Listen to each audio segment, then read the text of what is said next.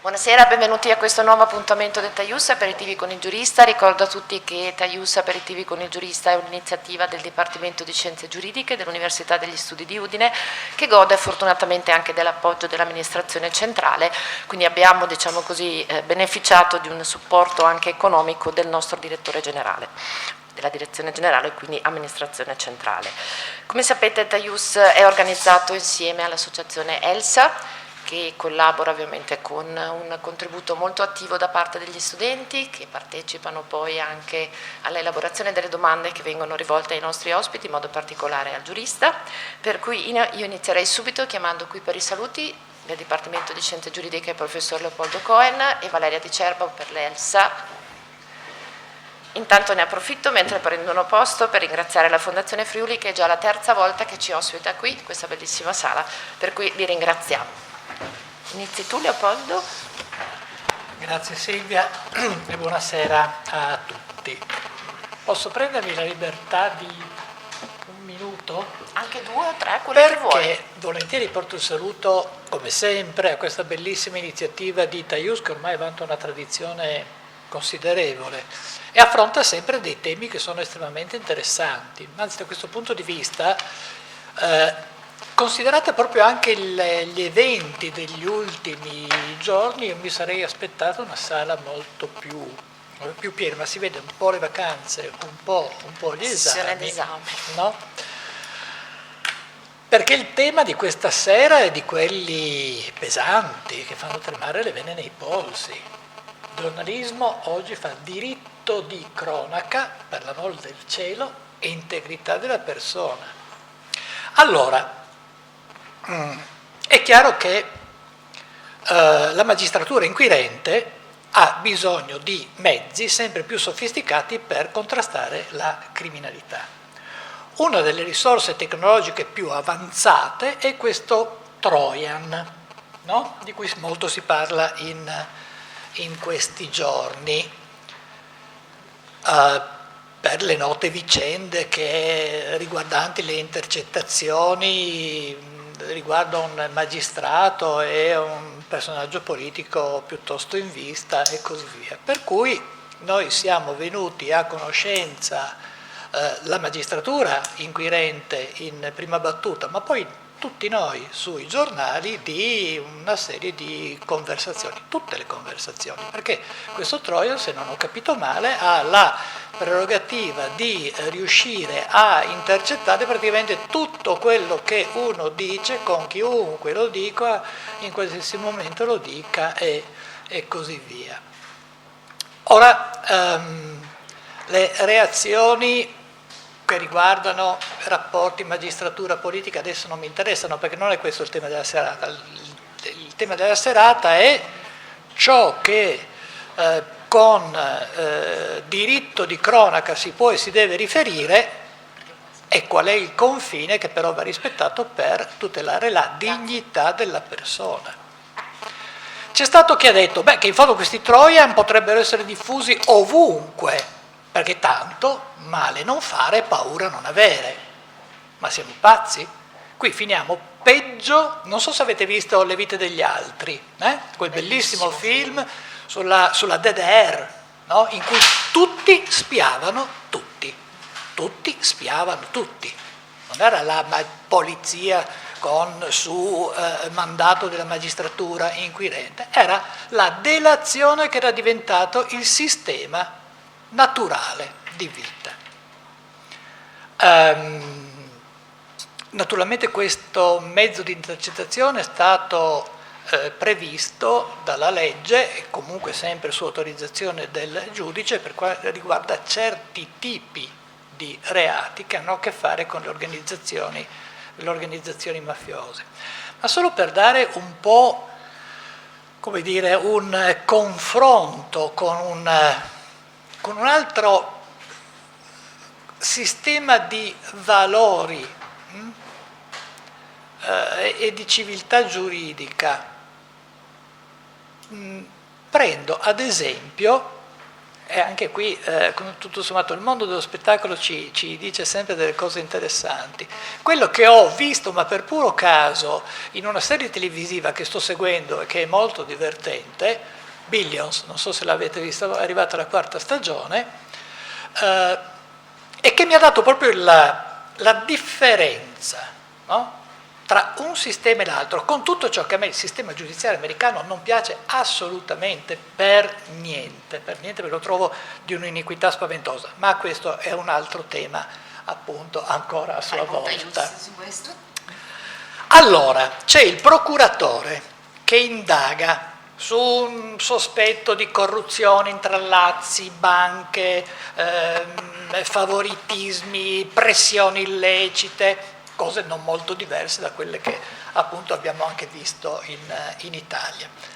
Allora il procuratore deve chiedere l'autorizzazione al giudice a far mettere delle cimici in casa dell'indagato. Il giudice acconsente a questa intercettazione ambientale, specificando che 1. Non in tutta la casa verranno poste le cimici, per esempio non in camera da letto. Nello studio sì, in altri locali della casa sì, in altri posti della casa no. 2. Se l'indagato a casa sua riceve il suo avvocato, l'intercettazione deve essere sospesa. Terzo, viene nominata una commissione, chiamiamola un organo di controllo costituito da un altro vice procuratore e da un agente dell'FBI che ascoltano prima tutte le intercettazioni ambientali che vengono fatte e decidono che cosa può ascoltare il procuratore, non la stampa, il procuratore. E se qualche cosa dal procuratore viene violato rispetto a ciò che è il limite fissato da questi 2 controllori, l'inchiesta finisce, nel senso che si chiude lì e non si procede più, no? Ecco, due questioni che mi pare abbiano molto a che fare con i poteri della magistratura inquirente, fin dove si possono spingere in relazione a quale tipo di comportamento e quali mezzi possono usare e quali sono quei rapporti che molto spesso sono dei rapporti in cui la commistione è piuttosto perversa tra procure della Repubblica e organismi di stampa, no? Perché tutto questo, poi lo so che è molto divertente da leggere, figuriamoci, io mi sono divertito un sacco all'epoca in cui intercettavano Berlusconi, era cabaret, no? Però appunto sappiamo che se un giorno accade per lui, il giorno dopo potrebbe accadere anche per noi e allora è un po' meno cabaret. Buon lavoro a tutti questa sera. Grazie, stai qua con noi che ascoltiamo Valeria Di Cerbo che ci porta i saluti di Elsa. Buonasera a tutti, vorrei intanto ringraziare la professoressa che ci dà modo di partecipare a questa splendida iniziativa che rientra nella ratio di quelle che sono le finalità di ELSA. ELSA, per chi non lo sapesse, è l'acronimo di The European Law Students Association ed è un'associazione che opera a livello locale, nazionale ed internazionale, composta da studenti e neolaureati in giurisprudenza. Il nostro fine è quello di porre un ponte tra quello che è il mondo universitario e il mondo del lavoro, e noi lo facciamo tramite processi simulati, tirocini all'estero, Summer Law School sempre all'estero e tante altre iniziative. Ad oggi abbiamo delle collaborazioni con l'AIGA, che è l'Associazione Italiana di Giovani Avvocati, che permette agli studenti laureandi e laureati di trovare quello che può essere lo studio più confacente alle proprie attitudini e anche semplicemente ad avere informazioni su quella che è la pratica forense e la vita di un avvocato in generale. Un'altra partecipazione che ne abbiamo è con Consumatori Attivi, con la quale abbiamo stipulato una convenzione per cui si può fare un tirocinio pratico nel quale praticamente si analizzano dei casi appunto pratici in un'attività di sportello. Poi ovviamente ora iniziando l'estate abbiamo un attimino diradato gli impegni, però insomma ci rivedremo chiaramente con settembre-ottobre, quando ricomincerà l'anno accademico. Grazie a tutti. A proposito di questa sera, ricordi il Festival Fake News? Assolutamente, assolutamente. Tra l'altro credo che Valeria abbia proprio una domanda su quello, se non ho Sì, capito. esatto. No, lo ricordi pure Valeria, perché è stata una cosa Sì, ben riuscita, il fake fatta news bene. è stata un'iniziativa che noi abbiamo appunto fatto l'anno scorso, è stato il primo fake news festival d'Italia e siamo molto orgogliosi in realtà di questa iniziativa e praticamente permetteva di analizzare quelle che erano le fake news però a 360 gradi, quindi sia a livello giuridico ma anche in quello che poteva essere l'ambito medico, l'ambito ambientale, l'ambito calcistico, insomma abbiamo sfaccettato un po' tutto e abbiamo inaspettatamente ricevuto una buona partecipazione da parte anche della cittadinanza e questo è stato molto gratificante soprattutto per gli sforzi che ci sono stati dietro. Perché avete lavorato veramente tanto. Abbastanza. Grazie mille. Mentre vi riaccomodate, vi ringrazio per i saluti. Io ricordo come è organizzato questo format. Iniziamo con la sezione Ingegno Friulano, nel corso della quale intervistiamo un personaggio del Friuli Venezia Giulia che si è distinto per particolari attività. Dopodiché invece passeremo a trattare il tema di oggi, il giornalismo oggi fra diritto di cronaca e integrità della persona, con il professor Marco Azzalini dell'Università degli Studi di Bergamo. Dopodiché andremo ovviamente in aperitivo. Tutti i TAIUS si concludono con un aperitivo nel corso del quale degustiamo delle eccellenze proprio della regione Friuli Venezia Giulia e questa sera avremo modo di degustare i vini dell'azienda Bastianic. Com'è? Non si sa. E devo ricordare a tutti che sono in vendita presso lo Snide Shop dell'Università degli Studi di Udine i nostri gadget, le magliette, le borse, qualcuno lo richiede, sono lì, il prezzo ovviamente è irrisorio, speriamo che abbia successo anche questa ulteriore iniziativa. Avete letto nell'email che ho inviato, mi rivolgo ovviamente agli studenti, che questa è l'ultima occasione nella quale ci incontreremo di questa terza edizione, non so se ce ne sarà una quarta, sono 3 anni che continuiamo con i TAIUS aperitivi con il giurista, sta diventando per me un pochino impegnativo, quindi abbiamo in programma ovviamente il TAIUS di luglio che però è un TAIUS di orientamento che si svolge di mattina ed è rivolto agli studenti delle scuole superiori, quindi è il momento diciamo conclusivo di questi 3 anni, perciò devo rivolgere dei ringraziamenti in modo particolare agli studenti che mi hanno sopportato, oltre ad avermi supportato per tutti questi 3 anni, partecipando all'organizzazione degli incontri, rendendosi disponibili a venire, a formulare delle domande, a superare un po' di timidezza e venire davanti a un microfono, che molte volte non è stato facile.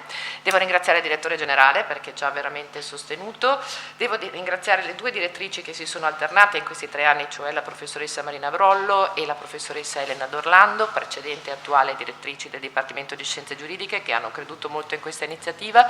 Devo ringraziare Giuseppina D'Arrigo, che non è qui, ma che è la nostra responsabile dell'ufficio di supporto alla didattica, che ha dato una mano sotto il profilo organizzativo in maniera incredibile, tutti coloro che ci hanno supportato sotto il profilo tecnico, quindi Yes Comunica, di tutti i TAIUS viene predisposto un video che poi trovate su YouTube, viene predisposto un servizio fotografico attentissimo, viene predisposta una grafica molto attenta dal nostro ufficio stampa, Marco De Anna e Andrea Lucatello in modo particolare se ne occupano. Devo ringraziare anche i giornalisti proprio dell'Università degli Studi di Udine, del nostro ufficio stampa, in modo particolare Silvia Pusiol, che hanno sempre curato il comunicato stampa.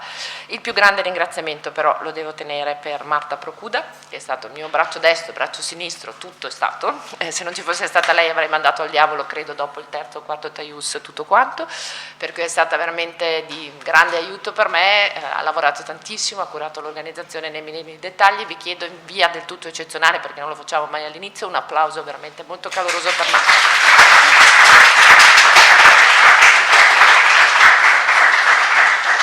Detto questo, chiamerei qui con noi Gabriele Montanari. Vieni Gabriele, intanto ti presento. Gabriele Montanari, di qua. Ci mettiamo di qua solo per la ripresa perché abbiamo, altrimenti non ci c'entrano bene, ahimè.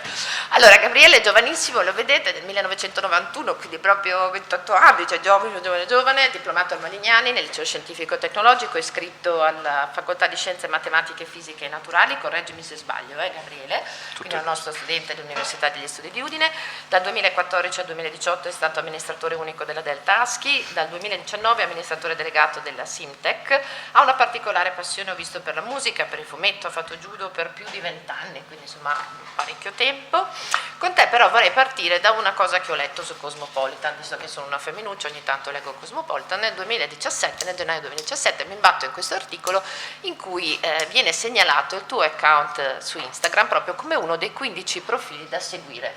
Bisognava seguirlo per forza, e tu vieni definito lo Zuckerberg italiano, ma bello. Come hai preso questa menzione su Cosmopolitan? Come ti ha sorpreso? Non so. Innanzitutto buonasera a tutti. Sul bello è opinabile, di certo non ho qualcosa della dimensione di Facebook, se qualcuno se lo stesse chiedendo, quella è l'unica cosa certa. No, quello è stato un articolo che mi sembra alla fine dell'anno uscì, perché dopo 4 anni praticamente che facevamo questa attività, che a tutti gli effetti era diventata anche un'impresa che dava da lavorare a diverse persone, il mio profilo, che ero solito aggiornare per raccontare lo stato di avanzamento un po' del nostro progetto d'impresa, è stato selezionato tra i 15 profili maschili che in qualche modo erano degni di un'attenzione o comunque di una considerazione. Differentemente dagli altri, lì è stata un po' la cosa gratificante, diciamo che la nostra comunicazione, la mia comunicazione era una comunicazione molto verticale sul tipo di attività che stessimo facendo, quindi non era tanto fine a se stessa sotto il profilo, diciamo così, estetico e in qualche modo narcisista, sì, ma voleva essere funzionale. Eri affiancato a DJ, influencer, quindi insomma... Esattamente, diciamo che differentemente da quelli che avevano volumi sicuramente più sostanziosi, l'elemento qualitativo della qualità della comunicazione che stavamo facendo è stato ravvisato e devo dire la verità è stato anche uno delle chiavi del nostro marketing che ci ha consentito poi di evolvere come struttura nel corso di quegli anni. Senti, questo accostamento però a Zuckerberg, siamo sinceri, non ti ha portato tanto fortuna, giusto? Dopo non sono iniziate tutto, un sì. po' delle vicende, insomma, vuoi raccontarci un pochino di queste vicende, anche come è nato questo progetto della Delta ASCII, se te la senti? Sì, se no... certo. Beh, io intanto faccio una premessa, quello a cui stiamo facendo riferimento è il percorso di quotazione in borsa che avevamo innescato alla fine del 2017, io ho tenuto la conferenza stampa di lancio alla Borsa di Milano la prima settimana di novembre, se non ricordo male, ripresentammo poi in Confindustria Udine la stessa cosa e poi nell'arco di un paio di mesi il percorso venne inibito dapprima e stoppato in via definitiva poi. Faccio una premessa in tal senso, dopo 1 anno e mezzo da quando è successo questo episodio io non ho mai scelto di parlarne pubblicamente, nonostante ci fosse la possibilità anche a mezzo social, visto che era il nostro canale di comunicazione, di dire delle cose, io ho preferito star zitto e in qualche modo tacere, facendo l'unica cosa che ho sempre creduto di saper fare, cioè lavorare. Io credo nel lavoro e credo in particolare nel nostro lavoro, nel lavoro della mia struttura e dei miei ragazzi che mi hanno seguito sempre, nel bene o nel male, e senza di loro evidentemente non saremo qua a parlare di nulla. Va da sé che rispetto a un team di tecnici che sa fare informatica, se ci sono state delle problematiche sotto il profilo, diciamo così, amministrativo e finanziario, tale per cui giustamente Consob dapprima ha scelto di inibire il percorso e poi di stopparlo in via definitiva, ci sono delle responsabilità che la verità processuale, che il fatto che questa verità processuale stia maturando, rileverà e esporrà in maniera molto molto esplicita, quindi nell'attesa che questo accada, e ritengo che i tempi siano prossimi, quasi, che non ci restituisce nulla perché quello che abbiamo subito noi lo sappiamo e le persone che ci vogliono bene, che ci sono state vicine, l'hanno vissuto con noi, ma se non altro conferisce dignità all'epilogo di un percorso che doveva andare in altro modo, perché che l'operatività ordinaria funzionasse e ci desse delle soddisfazioni era evidente. Nei numeri, ci sono i bilanci, insomma ci sono le persone, ci sono le strutture, quindi questo è ovvio. Siamo andati a sbattere un po' contro il soffitto quando abbiamo pensato di costruire un posizionamento che ci consentisse di competere con i grandi del settore della tecnologia e dell'informatica. Per far quello servivano dei capitali, la quotazione in borsa era un'operazione funzionale al rimanere proprietari della nostra iniziativa, non venderla e non svenderla, perché noi crediamo, abbiamo sempre creduto in noi stessi e nella nostra iniziativa. Chi è stato pagato profumatamente, e queste sono tutte cose che quando ci sarà la possibilità di avere accesso agli atti si vedranno, ecco. Chi è stato pagato profumatamente e contrattualizzato profumatamente per portare a termine questa operazione purtroppo non l'ha fatto come noi ci aspettavamo. Insomma, ci sono delle denunce pesanti in corso e aspettiamo che maturi Verità Processuale, nel mentre continuiamo a lavorare. Senti, ci puoi raccontare un po' come è nata questa idea però di Delta ASCII? Nel senso che io ho letto una tua intervista in cui tu dici tutto è nato un po' per caso ed è nato da un malessere. Qual era questo malessere? Sì, allora, molto sinteticamente l'attività che noi abbiamo sviluppato è effetto collaterale di un'iniziativa di gruppo che creativamente ci voleva vedere come i Zuckerberg italiani nell'invenzione di un social network che avremmo voluto commercializzare e diffondere nel mondo, esattamente come è stato per Facebook. Molto semplicemente non avevamo un quattrino e avevamo alcuni computer e alcuni non funzionavano neanche troppo bene, e visto e considerato che da autodidatti abbiamo imparato un mestiere, cioè quello di utilizzare il canale del web, delle app, dell'informatica per evolvere e migliorare la proposta commerciale delle aziende che ci venivano a chiedere sì, ma che cosa puoi fare per me, come gli strumenti di cui disponi possono essere utili alla mia attività, siamo cresciuti e i fatturati ogni anno sono più che raddoppiati, siamo arrivati a contare 14 dipendenti a tempo indeterminato, 19 complessivi. Tutti molto giovani ho visto peraltro in un'intervista che ti hanno fatto. Sì, il più vecchio aveva 34-35 anni e ciascuno di loro aveva il più anziano, era giovane, il più longevo. Era molto giovane. Il più longevo aveva 34 anni e sono felice di poter dire che è ancora uno dei miei responsability col quale c'è più che un rapporto di lavoro.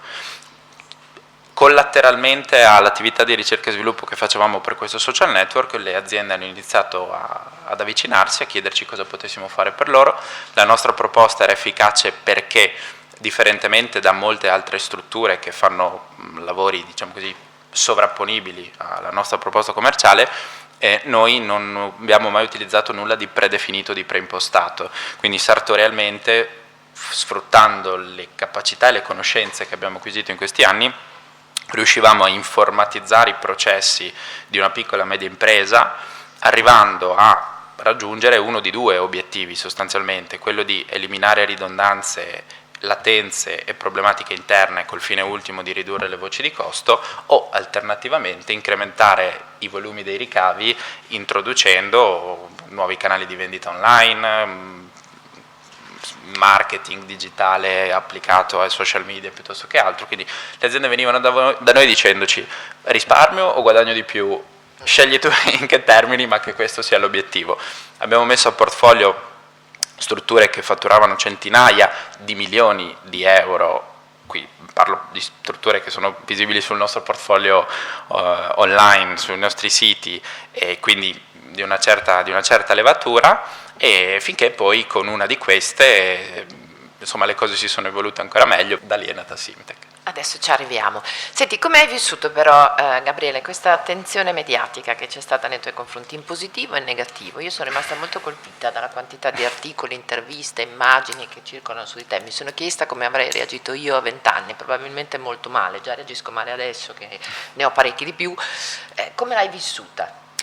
Allora, io sono per la verità e di conseguenza laddove qualsiasi giornale, qualsiasi rivista, qualsiasi mezzo di comunicazione percorra un sentiero quanto più possibile adiacente alla realtà dei fatti, io sono e sarò sempre favorevole, perché informare e informarsi è alla base, secondo me, di una civiltà di base che purtroppo sempre più spesso si sta perdendo, perché finché si studia sui social network o si ritiene che un video su YouTube possa essere funzionale alla costruzione di una cultura di spessore, può essere un po' complesso. Quindi benvengano i giornali che percorrono quanto più possibile un sentiero di verità. C'è un movimento in Inghilterra che mi affascina molto, che è quello del law journalism, no? Che è quello che in qualche modo è una sorta di giornalismo d'inchiesta che, se vogliamo, riprende argomenti passati,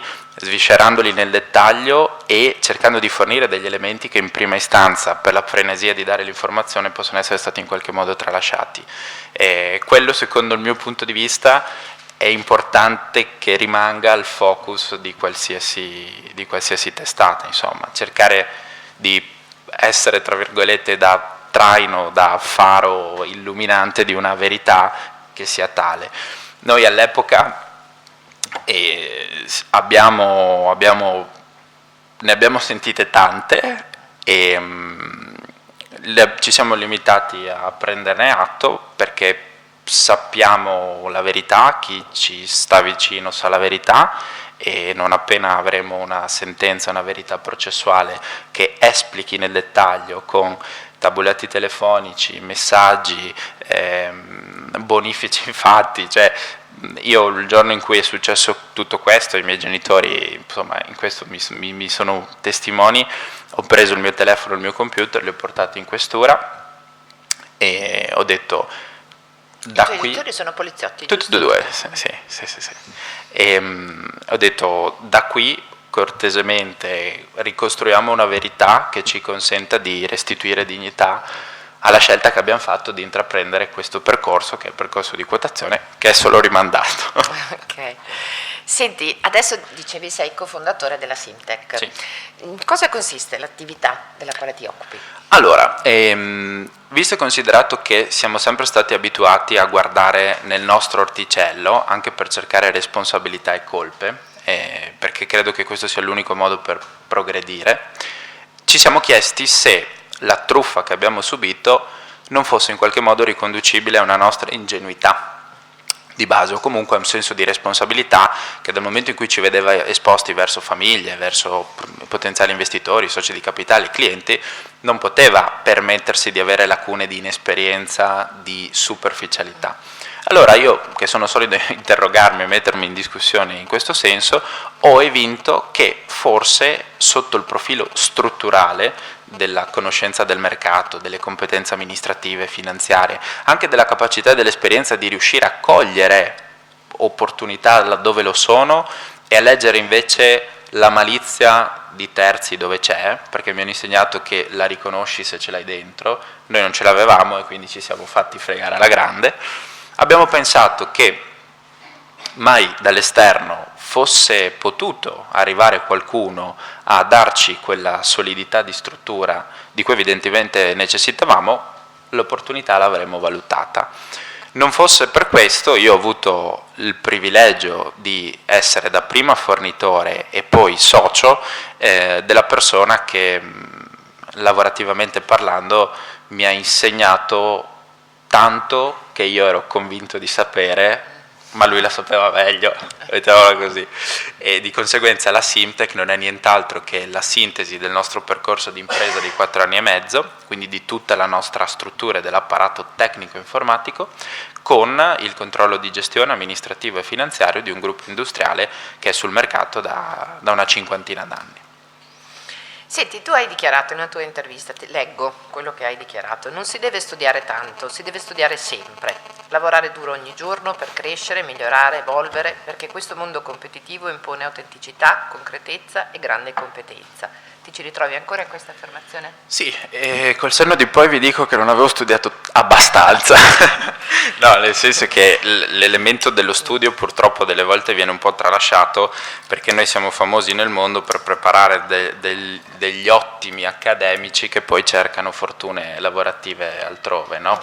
E questo è evidentemente molto triste, perché anche nella mia esperienza di studente, avendo partecipato a gare di matematica, olimpiadi della fisica, gare di scacchi, tutto ciò che a chi ama le scienze e le scienze applicate conosce benissimo, è un peccato riscontrare come poi per delle grandissime teste ci possa essere una potenzialità di impiego prevalentemente in ambito accademico, in uno sgabuzzino circoscritto a provare a fare qualcosa che si chiama ricerca, ma distantissimo da quello di cui il mercato probabilmente ha bisogno, e tutti gli enti incubatori che dovrebbero prefiggersi in qualche modo, anche sulla carta, da specifiche, di essere ente traghettatore di queste figure per riuscire a portare su un mercato che accresca il valore delle nostre imprese, delle nostre strutture, questo tipo di compito difficilmente lo riescono ad assolvere. Ecco, quindi mi ci ritrovo, lo studio è alla base, anzi forse mai come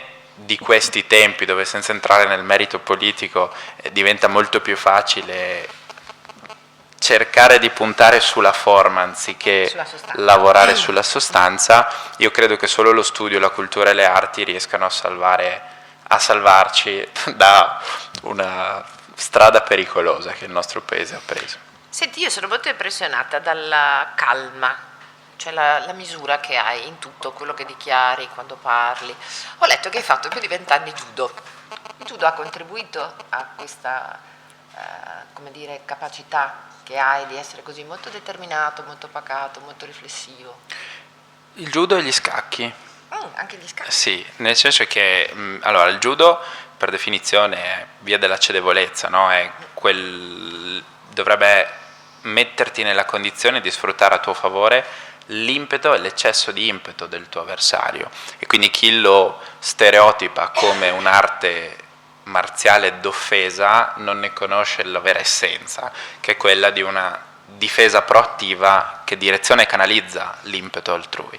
E questa non è solo una metafora, perché quando inizi a prendere le botte vere ti accorgi che o trovi una soluzione oppure può essere un problema. Allo stesso modo complemento questa cosa con la mia grande passione per gli scacchi. Gli scacchi sono una forma mentis dal mio punto di vista, perché oltre a metterti nella condizione di pensare mossa per mossa, se non hai una strategia a medio e lungo termine, tale per cui delle volte puoi anche perdere un pedone o sacrificare un alfiere, ma ci deve essere un disegno più grande in nome per conto del quale stai giocando quella partita, diventa difficile levarti delle soddisfazioni che secondo me siano degne di essere chiamate tali. Senti, quali sono i tuoi progetti per il futuro? Ma allora, io ho imparato che quando ho guardato troppo in là e in qualche modo puntavo verso la luna, poi mi sono inciampato tendenzialmente su sassolini che avevano uno spessore ridicolo, e questa poi è sempre stata il rischio di persone che, come me, che ha fatto un percorso di studi molto molto astratto, le matematiche, le scienze applicate, l'informatica, poi il rischio di perdere di vista quei pochi elementi concreti che ti servono veramente per non compromettere un disegno a medio-lungo termine, rischi di lasciarli per strada. Oggi penso a un futuro a breve e medio termine, dove al centro del mio progetto ci sono i miei collaboratori, i miei soci, le persone che in questi anni nel bene e nel male non hanno storto il naso, battuto ciglio quando si trattava di scegliere da che parte stare, anche prima che maturassero degli elementi per cui io potessi dire avete visto? Cioè, era esattamente così. Quindi io devo a queste persone anzitutto, e in seconda istanza anche a me stesso, di levarmi e levarci le soddisfazioni che meritiamo. Se questo vorrà dire far Facebook o poco meno, lo vedremo. Ok, senti, ultima domanda, poi ti lascio in pace, smetto di torturarti. L'Italia è un paese per i giovani?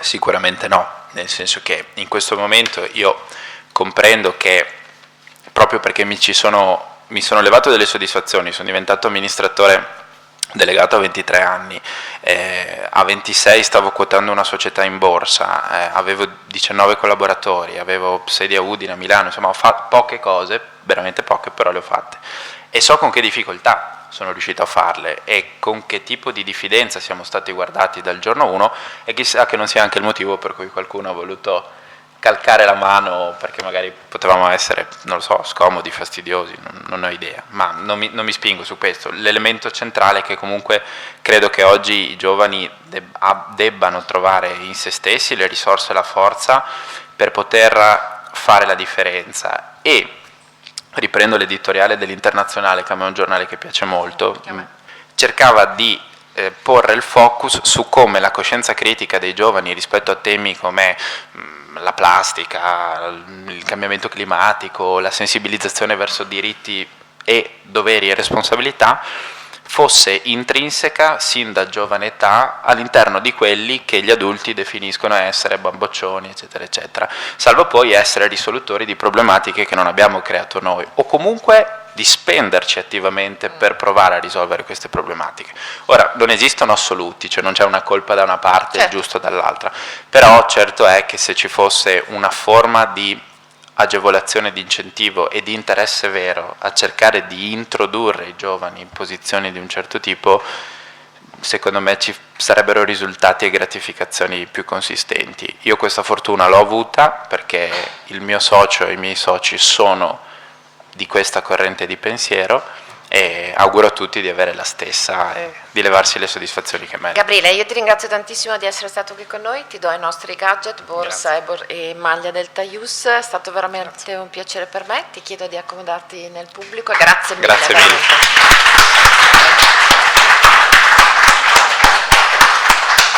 Chiamerei adesso qui con noi invece il professor Marco Azzalini, intanto lo presento. Il professor Marco Azzalini, vieni pure qua con me, è professore associato di diritto civile nell'Università degli Studi di Bergamo, dove insegna istituzioni di diritto privato e diritto dell'informazione, è avvocato, un dottorato di ricerca in diritto civile, è autore di numerosissime pubblicazioni, anche belle e corpose, tra le quali ricordo in modo particolare le 2 monografie, Impossibilità ed inesigibilità nel debito di genere, che è edito da Giuffre, 2011, e Obbligazioni di mezzi e obbligazioni di risultato, categorie giuridiche travisate, edito da CEDAM nel 2012, ha però scritto veramente tanti saggi, in modo particolare in materia di responsabilità civile e anche affrontando tematiche concernenti proprio i diritti fondamentali della persona, quindi questa è anche una delle ragioni per cui oggi ti torturiamo un pochino.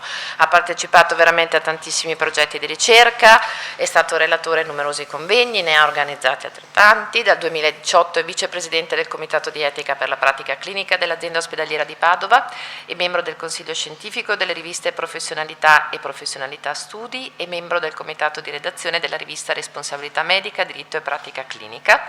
Dal 2013 è membro della Commissione Paritetica Docenti e Studenti del Dipartimento di Giurisprudenza dell'Università degli Studi di Bergamo, sorrido perché è un impegno gravoso. Dal 2015 è membro della Giunta di Ateneo per la qualità dell'insegnamento e dell'apprendimento sempre dell'Università degli Studi di Bergamo.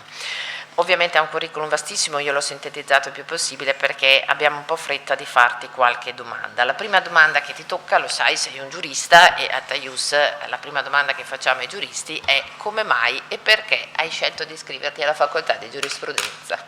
È quello che mi chiedo io stesso da una quindicina di anni e non riesco a offrire una risposta né esauriente né soddisfacente. Innanzitutto volevo ringraziarvi molto per questo gradito invito a questa preziosa e brillante iniziativa che mette insieme tante cose, tanti saperi e tanti settori diversi, il che è molto importante perché io ho sempre pensato che tutto quello che è settorialmente vissuto in maniera unilaterale, univoca, sia incompleto, spesso sbagliato e non renda conto né del perché né del come delle cose. Io ho scelto,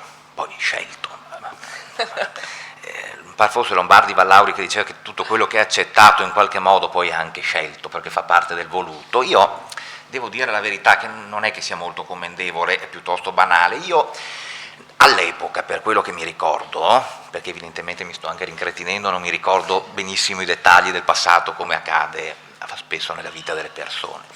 All'epoca io non avevo ben chiaro che cosa avrei fatto, neanche dopo, però mi sono iscritto alla facoltà di giurisprudenza perché avevo dato un'occhiata ai testi e mi parevano cose interessanti. Non avevo idee particolari su cosa avrei fatto, se avrei fatto non sono di quegli ortodossi che manifestano una vocazione o la dichiarano, moltissimi la dichiarano, poi si tratta di vedere che corrispondenza ci sia col foro interno rispetto alle dichiarazioni esterne, e come nelle cose di cui parliamo dopo. E io all'epoca non sapevo bene che cosa avrei fatto, avevo le idee abbastanza confuse. Ma ti sei pentito della scelta che hai fatto o la rifaresti? Non mi sono pentito, ma non so se la rifarei.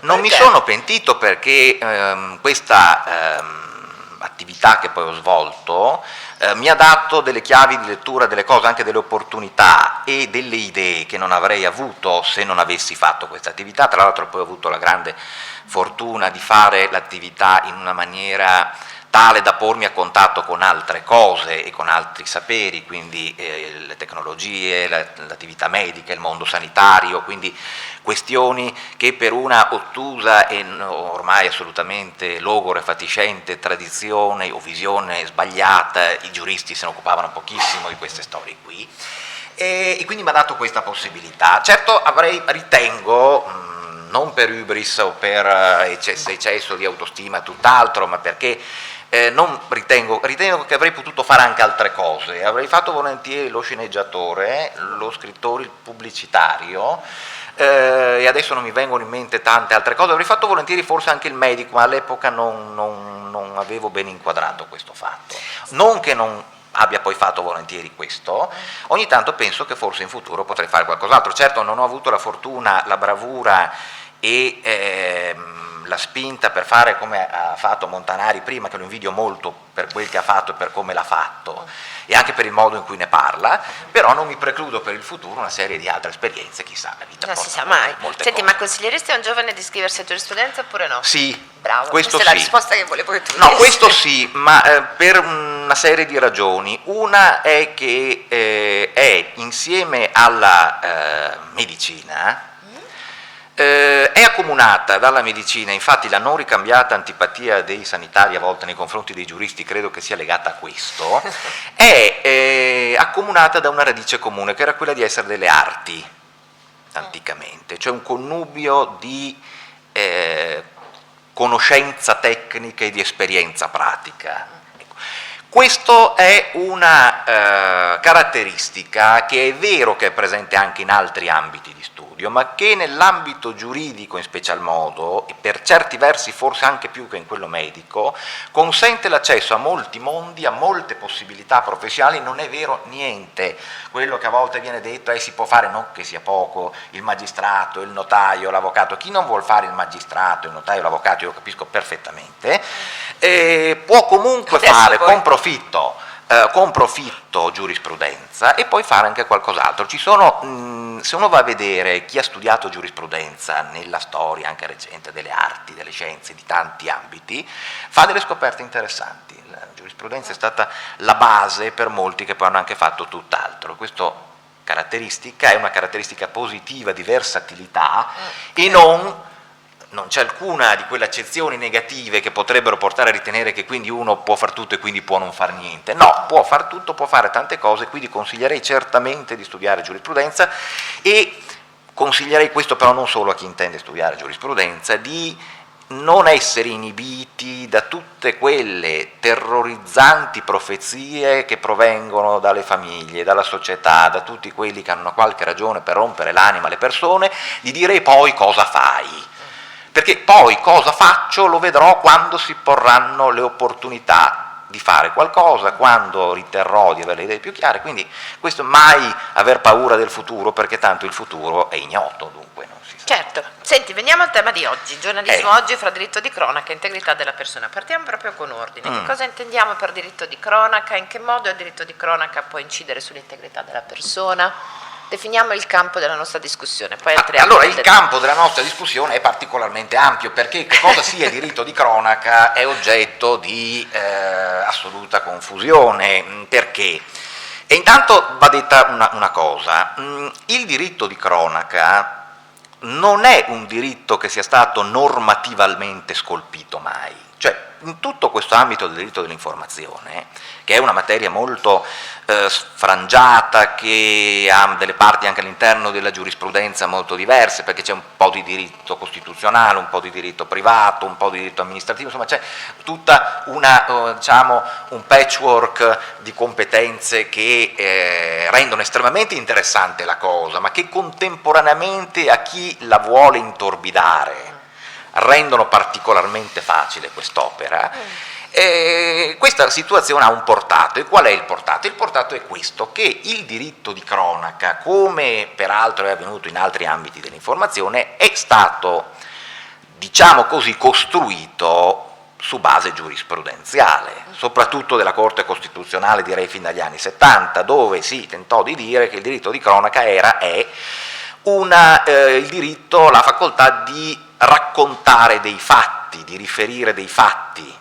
Adesso sintetizzo perché dopo eventualmente ampliamo il discorso, ma è questa dimensione narrativa oggettiva, dico narrativa oggettiva perché in questo starebbe, secondo alcuni, il discrimine con la critica. Dopodiché il discrimine con la critica in realtà è tutt'altro che semplice da tracciare, perché la cronaca è vero che è il racconto dei fatti, ma il racconto dei fatti, per quanto obiettivo lo si voglia intendere, è sempre opera di qualcuno, e il modo in cui vengono raccontati i fatti o non vengono raccontati raccontati i fatti, il modo in cui vengono rappresentati, cambia tutto.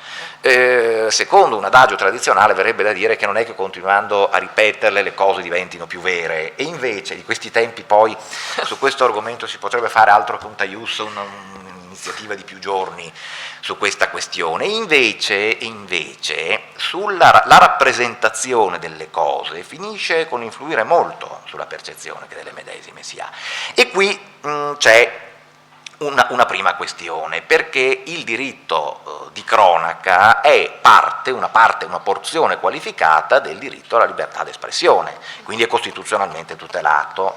Nella prima parte, dunque, è una questione fondamentale, l'articolo 21.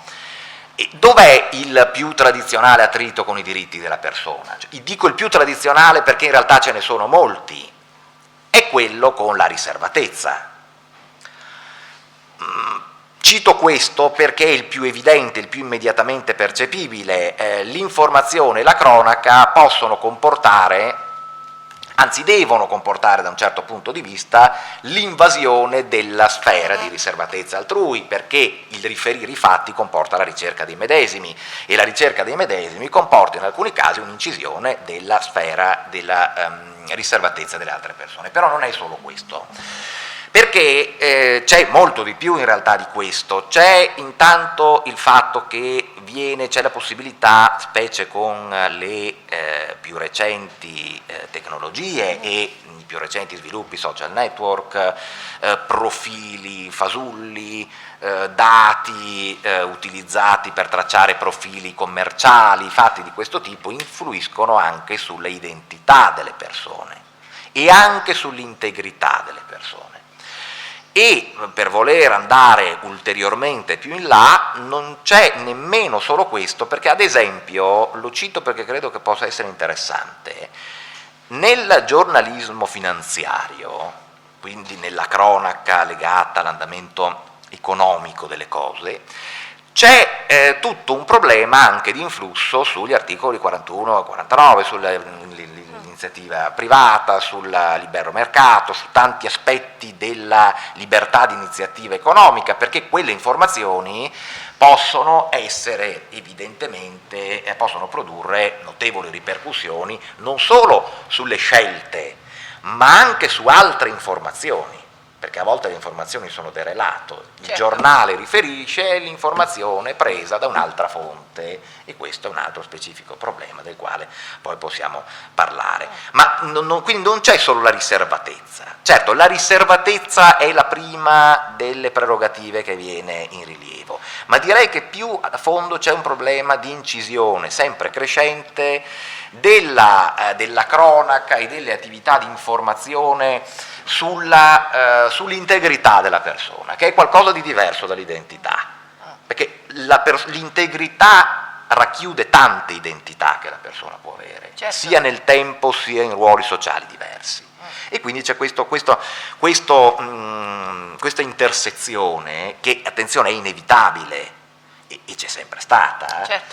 Adesso diventa però più pervasiva per 2 o 3 ordini di motivi. Uno, perché le informazioni sono maggiori e le tecniche di ricerca delle medesime sono maggiori, e le cautele non sempre sono maggiori in proporzione, anche per non arrivare al Trojan a cui faceva cenno prima il professor Cohen giustamente, il cui nome di questo strumento è evocativo di tante cose da qualunque prospettiva uno la consideri. Credo che però quella omerica sia quella più angosciante, perché c'è un cavallo, evoca un cavallo di antica memoria, che non portò fortuna dove andò. Anche non arrivando lì c'è un problema di maggiore quantità di dati e di informazioni a cui si è sottoposto. Un problema di pervasività di queste informazioni, perché sia gli organi di informazione, è vero che la gente legge di meno i giornali, ma legge di meno i giornali cartacei. Il giornale online non è la stessa cosa di quello cartaceo.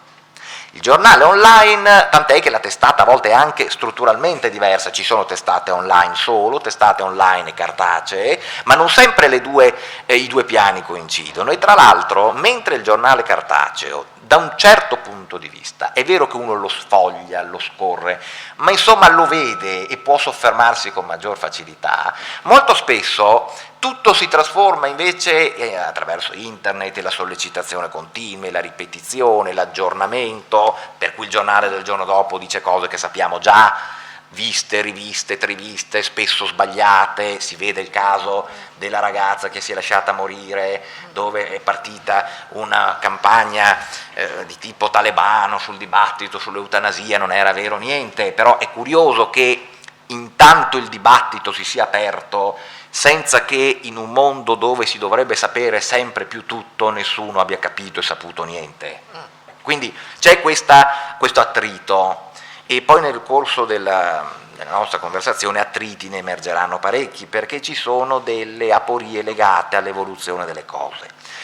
Da un altro punto di vista c'è la diminuita attenzione delle persone, che c'entra molto. Non più tardi di una settimana fa si rilevava come i ragazzi anche più giovani degli studenti universitari, ragazzini, ma lo vedo anch'io a casa, cioè le persone giovani hanno un'attenzione che non supera secondo alcuni gli 8 minuti. Allora, se l'attenzione è questa e la sollecitazione, i telegiornali brevi un tempo non esistevano come esistono adesso, in continuazione, ogni ora il telegiornale di 60 secondi. Ecco, in quei 60 secondi, quelle 2 parole che dico sono decisive per la rappresentazione che poi si avrà della vicenda. Certo. E contemporaneamente si scolpisce un quadro a tinte e a tratti nettissimi, senza entrare minimamente nella narrazione della vicenda, per cui uno sa qualcosa o pensa di sapere qualcosa, al limite non sapendo nulla della storia. E questo è, capisci, un problema di una certa entità. Senti, ti faccio 2 domande collegate un po' a quelle che diceva prima, a ciò che diceva prima Leopoldo Cohen. La prima: spesso noi sentiamo dire che l'esercizio di un diritto, l'adempimento di un dovere escludono l'ingiustizia di un'eventuale lesione cagionata. La scriminante, l'articolo 51, sì. Questo vale anche per i giornalisti? Allora, dunque, anche qui... E allora mi spaventa. No, allora, un attimo.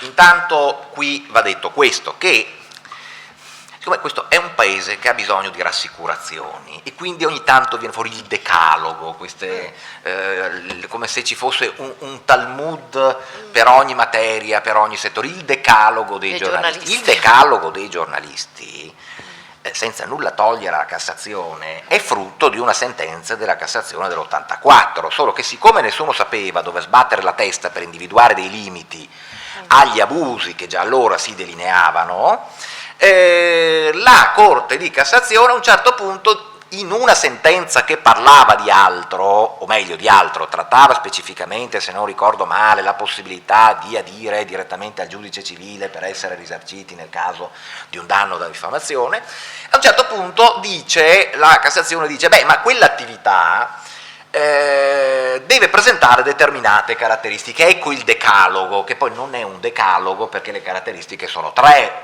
4 secondo alcuni, ma insomma c'è questo catalogo, diciamo così, di caratteristiche. Attenzione però, va fatta una premessa che è necessaria e che non sempre viene accuratamente svolta, ed è questa.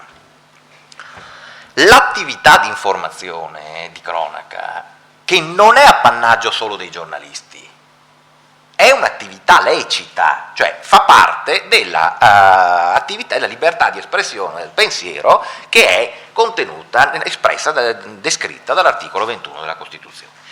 È stato detto infinite volte che, dico infinite volte, forse faccio una micro parentesi, la Corte Costituzionale è intervenuta in materia di informazione forse più volte che su qualunque altro argomento, ed è rimasta spesso inascoltata, specie nel settore televisivo accade questo, la cui vicenda è emblematica di tante di questo paese. Ora, è stata la giurisprudenza a indicare dei limiti. Perché? Perché pur una volta precisato che l'attività è lecita, qual è il problema che si pone nell'attività di cronaca? Che a volte l'attività stessa, per essere ben svolta, può comportare la descrizione di fatti che di per sé, e qui c'è un'intersezione evidente anche con la critica, con l'opinione, che nella descrizione di questi fatti possono esserci profili che taluno può ritenere diffamatori o ingiuriosi. Allora è qui che interviene la scriminante. Cioè la differenza è qui, l'attività è lecita di per sé, la scriminante interviene laddove nell'ambito di un'attività di per sé lecita io nel raccontare una vicenda presti il fianco a una denuncia, una querela, una iniziativa risarcitoria, insomma a qualcosa, a un'azione in genere sul piano penale per vedere riconosciuta la commissione di un reato, in genere la diffamazione. Perché tra l'altro c'è la questione dell'aggravante a mezzo stampa, il fatto determinato, certo, che poi è stata estesa la legge Mammì a suo tempo anche per la TV, anche se non ci sarebbe stato bisogno, perché è chiaro che qualunque mezzo riguarda una cosa di questo tipo qui. Allora il decalogo, quella scriminante, interviene solo laddove ci sia un fatto penale, solo laddove ci sia la rilevanza penale del fatto, e qui, se vogliamo limitarci al decalogo, viene detto che il racconto, l'attività deve presentare almeno 3 requisiti, quello della utilità sociale, quello della continenza e quello della verità. Ora, non so se abbiamo modo di descrivere brevemente questi 3. Descrivi, tanto stai anticipando, per cui vai. Perché questi requisiti, poi, andare bene a vedere come stanno le cose, si presentano in termini equivoci. Sì, perché questa utilità sociale... L'utilità sociale che cos'è? La continenza si intende già un po' meglio di a che cosa possa fare riferimento, poi c'è il drammatico capitolo della verità, un vocabolo sul quale mi soffermo dopo comunque. L'utilità sociale, adesso io dico quello che secondo me e secondo una certa lettura è il limite. L'utilità sociale, attenzione, questo insieme di criteri vale a scriminare l'eventualità del compimento di quel reato. Cioè l'attività presenterebbe contorni diffamatori. La coesistenza di questi elementi, attenzione, la coesistenza di questi elementi comporta la scriminante, l'applicabilità della scriminante. L'utilità sociale deve tradursi in un interesse per il pubblico che però sia in qualche modo anche connotato da interesse pubblico. Capisco che questo sia scivoloso, perché uno può dire... Sì, anche perché viene usato spesso con riferimento alle intercettazioni, però a volte se vai a vedere i contenuti delle intercettazioni... si può pensare a tante cose. Che utilità pubblica hanno le vicende di Icardi e di sua moglie? Bravo. Che utilità pubblica ha andare a guardare le non sempre appassionanti vicende di Albano e non so più di quali mogli, perché la questione cambia con breaking news. Che utilità sociale c'è in questo? Questo sarebbe coperto dal criterio dell'utilità sociale, cioè mi traduco da un altro punto di vista. Ogni interesse del pubblico integra utilità sociale e si tende a dire di no. Nel criterio della cronaca questo criterio è realizzato se c'è una utilità sociale che si riflette su un qualche valore rilevante. Attenzione, nelle prima evocate vicende di un ex primo ministro che fu al centro di boccaccesche questioni, quello che legittimava certe, secondo me eccessive, da molti punti di vista, invasioni di campo, era il ruolo che rivestiva. Quindi la questione non era tanto, perché uno dice, ma insomma, come disse non a torto Vittorio Sgarbi, con chi va a letto le persone sono fatti propri, che è verissimo, ma lì infatti non era questo l'oggetto del contendere, era un'altra questione, ed era se quel MOS intrapreso potesse presentare svariate ripercussioni più o meno dirette sull'attività esercitata o sulla credibilità o su questioni di questo tipo. Quindi l'utilità può essere diretta o indiretta, ma deve tradursi in una qualche rilevanza che incida su un valore. Dico una cosa, già in tempi risalenti fu detto che l'attività di informazione faceva parte dell'attività di informazione e la libertà d'espressione, come aspetto, intesa come aspetto della libertà d'espressione, faceva parte di quel nucleo duro di valori connotanti l'ordinamento, anche perché influiva sull'esercizio della sovranità, da un lato, e sulla libera estrinsecazione della persona umana dall'altro. Quindi, per esempio, può essere utile quello che superi un vaglio di giudizio di questo tipo, inteso magari in senso molto ampio, però ci deve essere in qualche modo un aggancio che non sia solo una futilità sociale, laddove probabilmente il criterio non è realizzato. La continenza invece, in genere si dice che la continenza è violata quando ci sono offese, insulti, contumelie, nequizie varie, ma non è così. La continenza, che infatti indica una questione di misura, vuol dire che si deve evitare di utilizzare toni, titoli, capisco che non posso non destare un sorriso, parlare di continenza in un contesto generale dove l'incontinenza è la regola, se non diventata quasi un obbligo, ma insomma in tutte le sedi, tutte.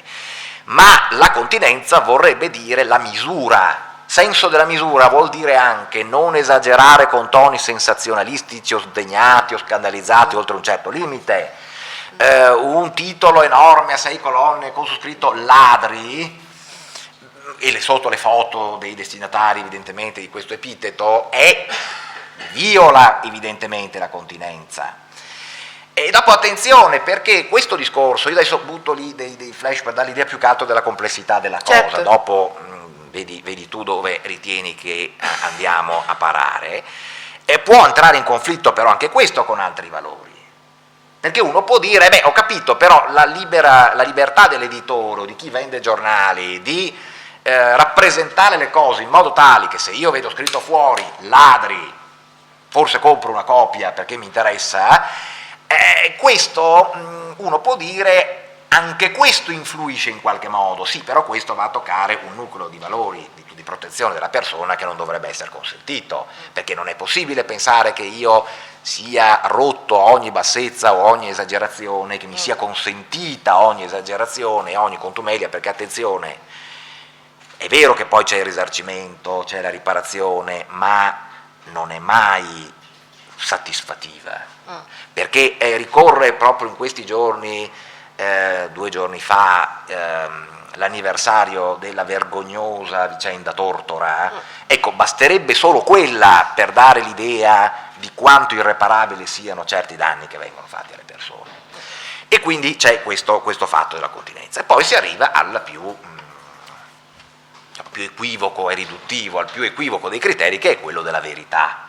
Ecco, io abolirei la parola verità da questi contesti, perché la verità non viene usata in una maniera equivoca, appunto, come ho detto. È meglio dire lo stato dei fatti o i fatti noti, perché la verità, oggetto peraltro di infinite riflessioni filosofiche, ma noi non andiamo a quello, ma piuttosto basterebbe citare l'Andreotti rappresentato da Servillo nel film, che dice la verità non è l'obiettivo finale, la verità è una tragedia. È giusto, c'è anche una recentissima canzone di Vasco Rossi che dice la verità che cos'è, che faccia ha, dove sta, dov'è la verità, cos'è.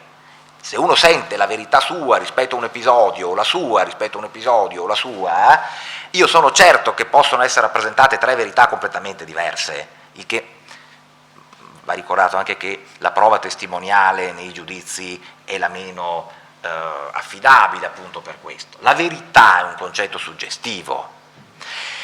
Ecco perché la verità, termine equivoco, suggestivo, abusato quanti altri mai, tutti vogliono sapere la verità, in realtà nessuno vuole mai sapere la verità. Quando tu dici la verità a qualcuno, il minimo che fa è incazzarsi, il più è chiederti, denunciarti. La verità non piace, neanche sono arrivato alla conclusione che a volte non piace nemmeno se è positiva, ma siccome spesso non lo è, allora non viene mai accettata da nessuno. Ecco, nella scriminante, nell'attività di cronaca, però la verità non è la verità. La verità viene confusa con un altro diversissimo valore, che è quello della diligenza nella ricerca delle fonti e delle notizie, e si arriva all'ossimoro della verità putativa. Ecco, un'espressione che dice tutto, la verità putativa. Insomma, la verità putativa che cos'è? Intanto non è la verità, perché sennò non si capisce perché sia putativa, a meno che non diciamo che tutte le verità, come forse più aderente, sono putative, ma allora non la chiamiamo più verità. Il requisito della verità, della notizia, si ha per realizzato quando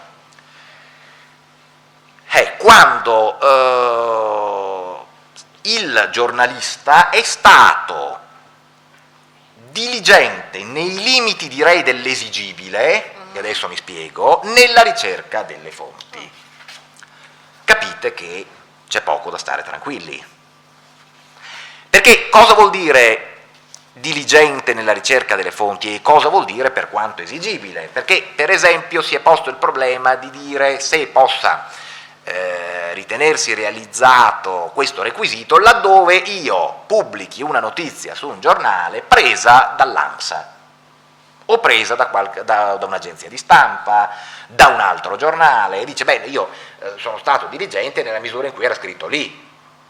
Quella fonte era una fonte qualificata, lo era, aveva una credibilità, per cui in fondo se qualcuno se la deve prendere su questo non se la deve prendere con me, ma se la deve prendere con l'ANSA che ha scritto, che ha pubblicato. Questo è stato un primo ordine di questioni.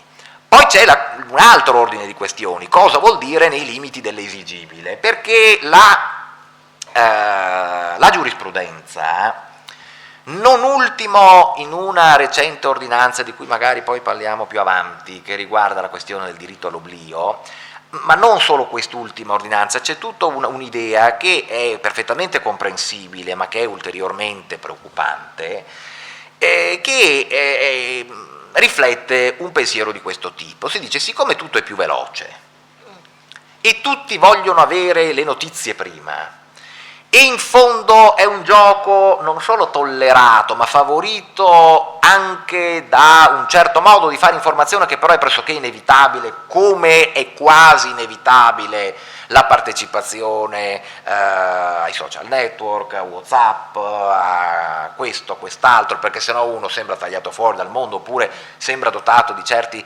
snobismi che possono sembrare irritanti, ma invece forse lo sono meno di quanto si potrebbe pensare, e allora lì bisogna anche pensare di sacrificare un po' della verità putativa. Perché?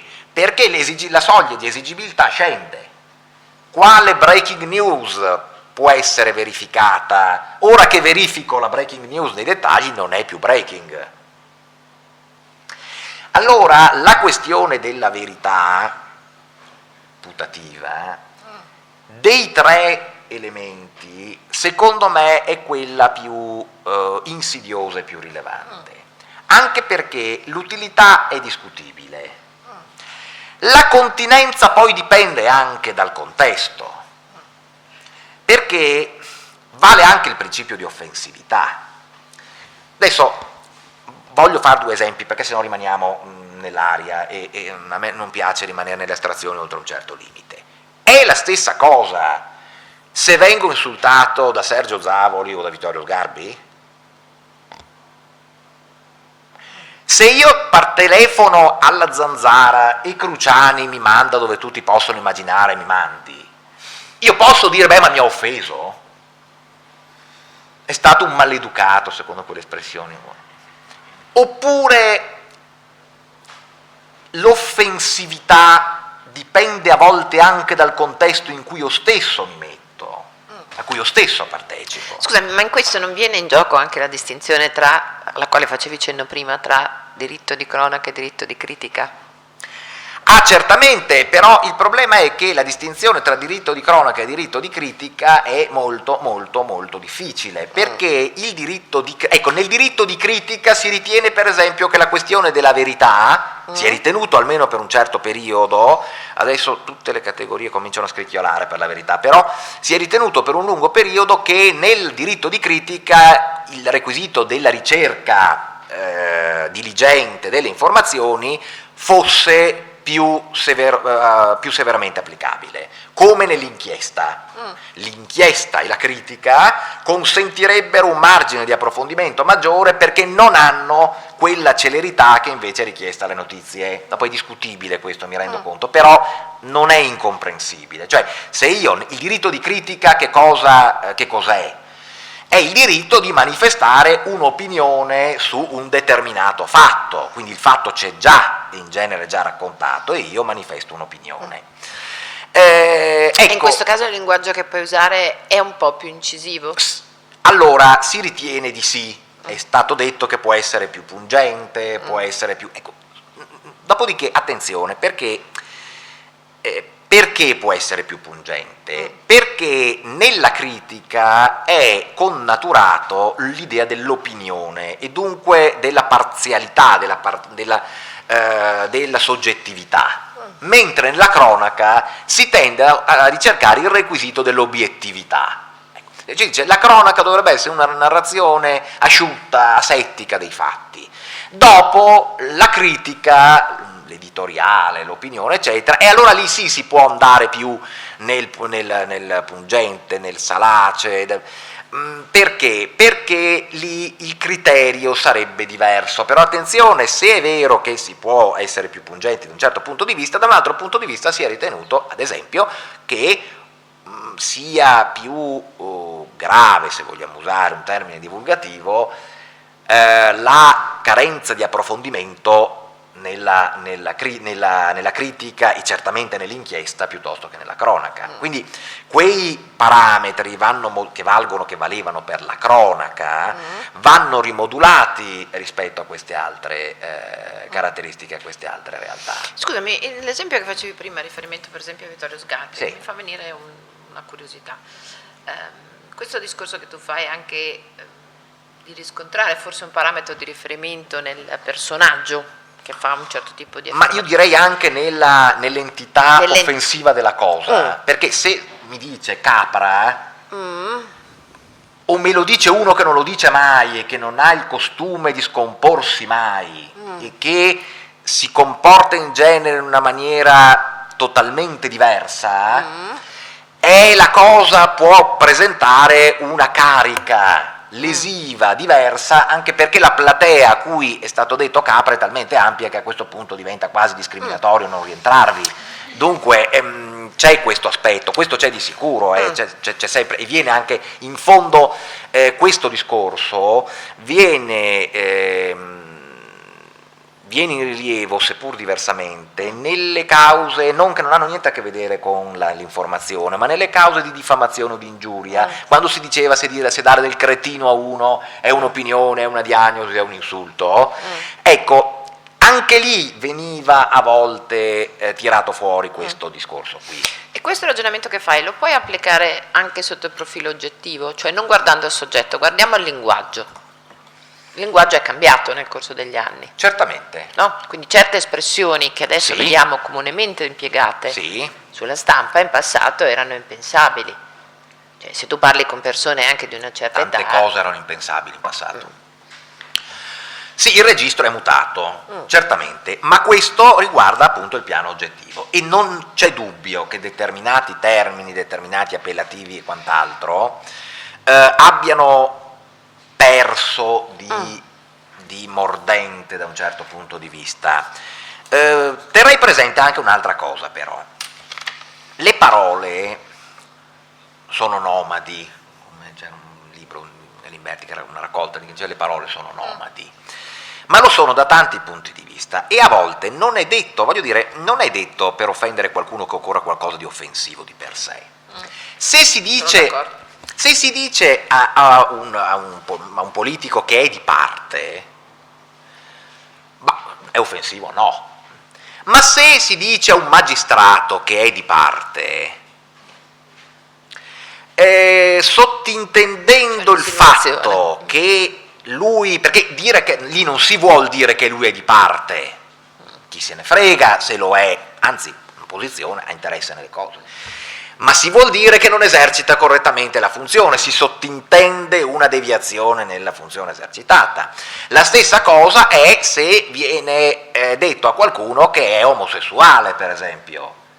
È una connotazione negativa? No, a meno che, è una caratteristica, a meno che non si faccia riferimento a tutta una serie di visioni della cosa gravemente pregiudizievoli che in passato c'erano. Quando la cosa era su tutti i giornali, fu condannato il figlio di Giovanni Rana per aver dato per anni del finocchio a un manager del pastificio, per anni in presenza. La difesa disse che, tra le altre cose riportate, che la cosa era avvenuta in presenza dei colleghi, che può sembrare un aggravante, e invece veniva utilizzata come in una lettura diversa, dicendo che avveniva tutto in un clima di scherzoso cameratismo. Evidentemente poi non è stato ritenuto così perché è stato condannato in tutti e 3 gradi di giudizio, però fu fatto presente che la vicenda emerse quando il manager lasciò il pastificio. Allora gli uni dicevano lo ha fatto presente allora perché sennò lo facevano di peggio prima, e gli altri hanno detto no, lo fa presente adesso per altri vulnera o altre tensioni. Ecco, in questo caso è chiaro che anche il termine, insomma, non è bellissimo, ed è chiaro che se inteso in quel modo evidentemente offensivo, però rientra in questa magma. Senti, di in vicende. questo magma, nell'esempio che hai fatto tu, mi fa venire anche un altro dubbio. Quanto incide la divulgazione, cioè la dimensione, chiedo scusa, della divulgazione? Molto, incide anche normativamente, perché c'è l'aggravante della diffamazione se fatta in presenza di più di un tot di soggetti. Attenzione, per il risarcimento del danno incide molto anche, e perché la possibilità di divulgazione odierna delle cose è estremamente superiore che in passato. Mi riferisco anche a internet, ai blog, ai social network, a tutte queste vicende qui. Per cui il potenziale lesivo delle tecnologie nuove è estremamente più pervasivo e più rilevante che in passato. Quindi non c'è dubbio che la divulgazione incida. Ma e le regole che applichi alla divulgazione delle notizie online e sulla stampa cartacea sono le stesse? Allora, le regole, qui il discorso diventa complicato, perché intanto noi parliamo della stampa online o parliamo di tutto l'online? Stampa della online. Stampa. Allora in realtà si tende a dire che non ci sia una enorme differenza se non quella legata al mezzo, cioè, i criteri di fondo quelli sono. Certo, attenzione però, perché ci sono sì, salvo il fatto ovviamente della diffusione maggiore, della possibilità poi di ottenere rettifiche, di ottenere repliche e tutto questo, perché c'è anche quell'importante capitolo delle rettifiche e delle repliche, però di massima si è teso almeno per molto tempo a dire che i criteri sono abbastanza analoghi. Attenzione però, perché ci sono casi in cui questo discorso invece va in crisi, ed è il caso ad esempio dei blog o di Twitter o di strumenti di questo tipo, che presentano caratteristiche e problemi diversi per certi aspetti. Ad esempio, rispetto alla questione della cancellazione dei tweet o dei messaggi, qui c'è tutto un aspetto interessante della cosa. Per esempio c'è stata un po' di tempo fa una pronuncia di una giudice americana rispetto a una questione che riguardava l'uso di Twitter fatto dal presidente Trump. No, perché erano stati cancellati dei commenti. E qualcuno, a cui evidentemente Trump non stava eccessivamente in grazia, perché sennò non avrebbe fatto questo, perché i commenti non erano necessariamente offensivi, erano delle critiche, questo è importante però, hanno cercato di dire che lui non poteva cancellare quei commenti. Perché? Per il ruolo che lui rivestiva, mentre la difesa Trump diceva l'esatto opposto. E per certi versi diceva anche una cosa che secondo me è abbastanza fondata: l'uso di Twitter è uguale per tutti gli utenti. Uno può cancellare o oscurare il commento e lo posso fare anch'io, perché non lo potrei fare? E la giudice, con una pronuncia molto interessante, però discutibile da vari punti di vista, però ripeto interessante, ed è per questo che la cito, dice questo, incide, le sentenze americane sono fatte in maniera molto diversa dalle nostre, intanto si capisce tutto, a differenza che nelle nostre, e c'è uno sviluppo logico, il racconto della vicenda iniziale è estremamente chiaro, quindi si capisce benissimo, uno che non ha presente come funziona il sistema lo capisce abbastanza. Cosa dice la giudice? Dice: è vero che Twitter è uguale per tutti, adesso riassumo e semplifico molto, però è anche vero che lì è stato utilizzato come voce dell'amministrazione, tant'è che alcune comunicazioni dell'amministrazione sono state fatte prima su Twitter che attraverso altri canali. Questo uso dello strumento, perché lo strumento non è tutto, dunque c'è anche l'uso, questo uso dello strumento indica una certa visione che lo stesso titolare dell'account ha della cosa, e dunque la cancellazione di quelle critiche diventerebbe una limitazione rilevante, mi pare per il primo emendamento, della libertà di espressione. E dopodiché fa tutto un discorso, adesso non abbiamo il tempo per approfondirlo, sul quale però io invece ho delle perplessità, sul fatto di una specie di arena telematica che sarebbe come la pubblica piazza, e io non sono così convinto. Attenzione, questi strumenti si prestano a problemi di questo tipo. Il compianto Massimo Bordin, il direttore di Radio Radicale, mancato pochi mesi fa, all'inizio della vicenda Grillo, prima dei 5 Stelle, prima di tutto quello che poi ne è venuto,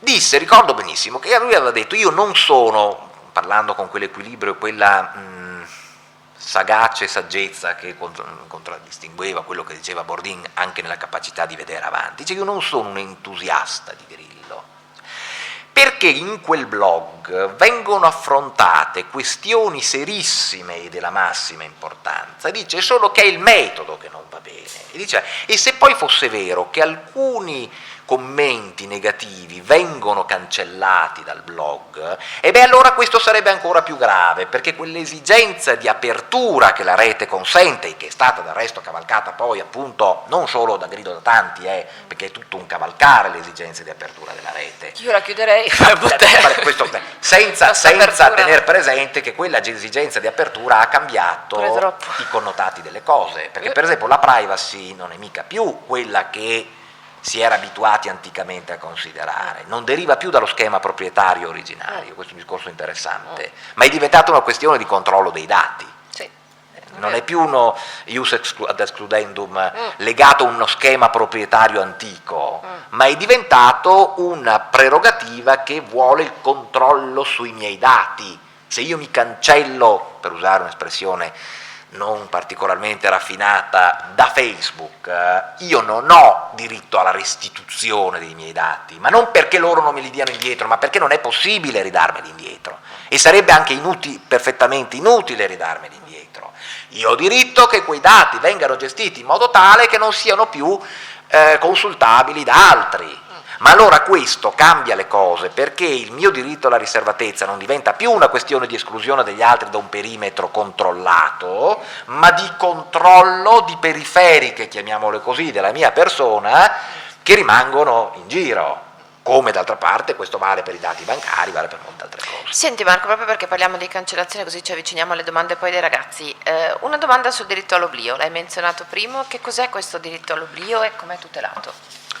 Allora, il diritto all'oblio, che è un termine suggestivo, che cos'è il diritto all'oblio? Allora, ci sono varie versioni, diciamo così, varie tesi in merito a cosa sia il diritto all'oblio.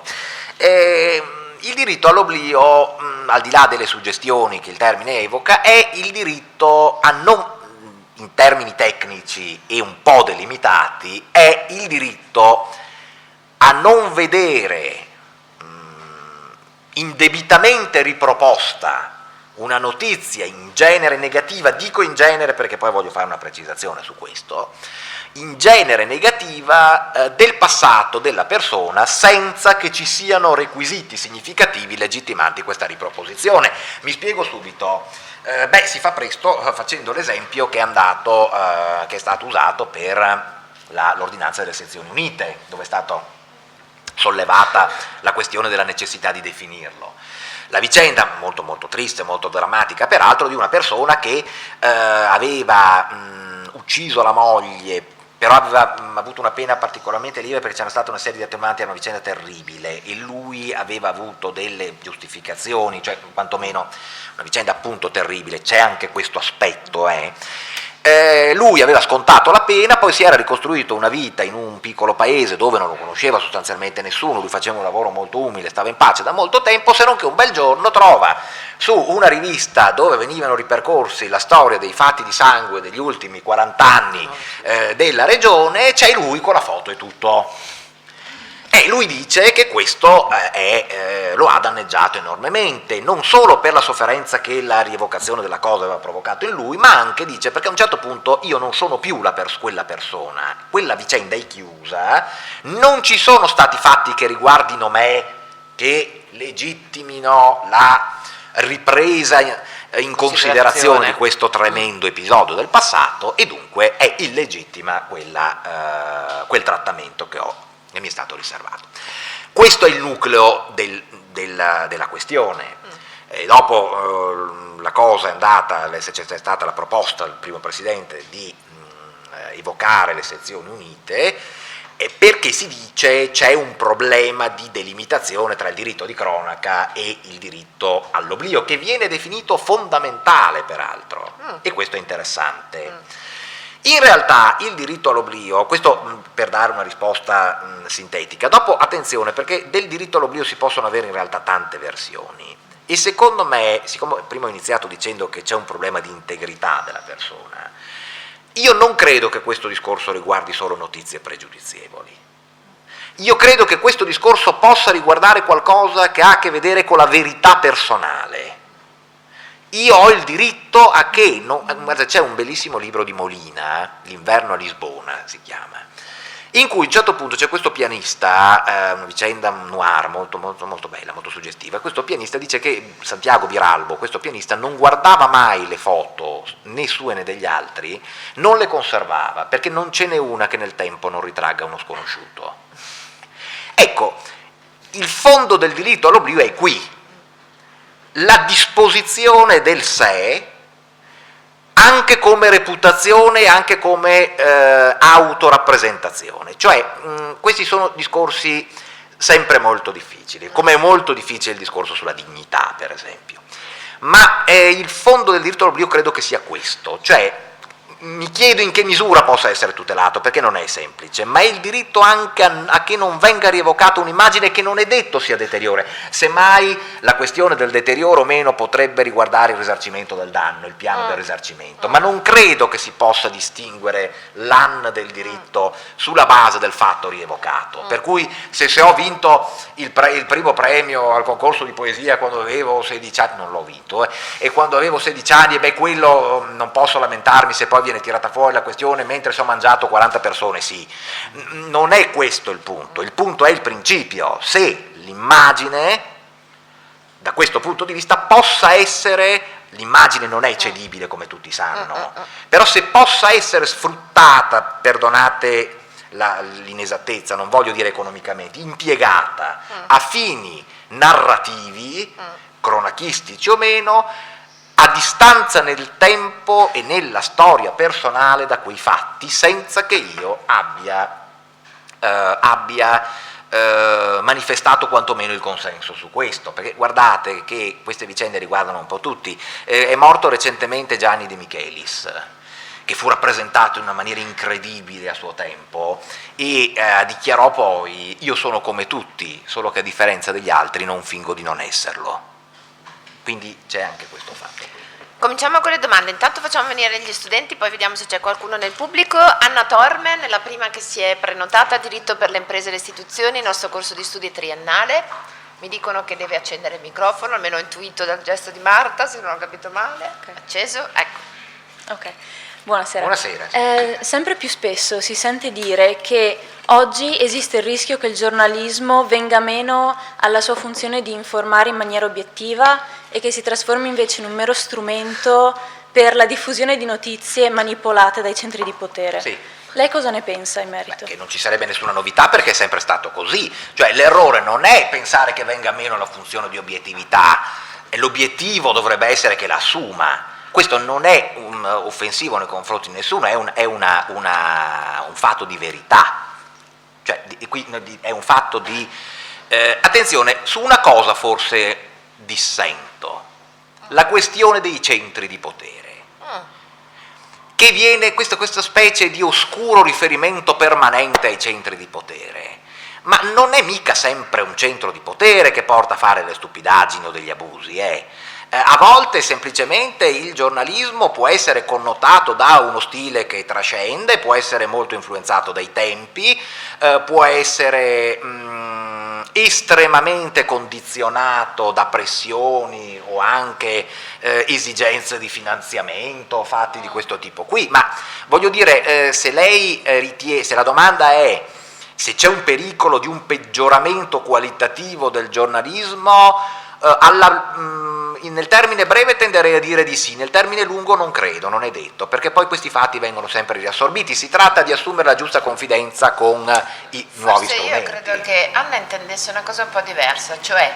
se c'è una sorta di filtro sulle informazioni, cioè se tu ci fai caso adesso anche sui giornali, bene o male tu ne puoi leggere 10, 20, 40, tutti ti riportano lo stesso tipo di informazione, magari presentate in maniera diversa a seconda dell'opinione che ci può essere, e va bene.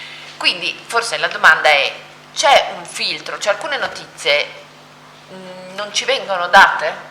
Non so, per esempio, io ho letto un articolo su questo, per quello mi ha colpito quello che ha detto Anna, in cui un giornalista riportava ad esempio che nessuno ha mai fatto presente che, non so, Maria Teresa di Calcutta ha preso una posizione molto forte contro l'aborto.